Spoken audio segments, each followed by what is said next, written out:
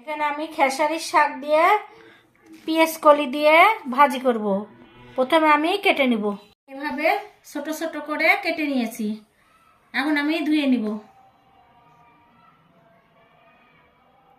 Soybean তেল, পেঁয়াজ, কাঁচামরিচ, শুকনা মরিচ,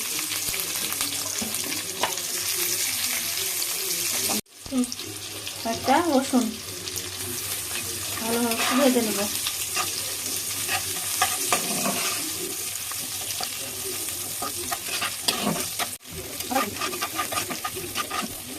হয়ে গেছে, এখন আমি দিয়ে দেব পেঁয়াজ কলি আর খেসারির শাক।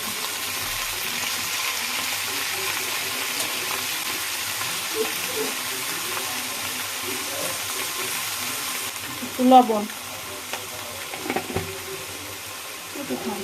এখন আমি নেড়ে দেব। আমি এটা ঢাকবো না, এভাবেই ভাজবো। এভাবে আমি অনেকক্ষণ ভালোভাবে ভেজে নিয়েছি। এখন আমি নামাই দিব।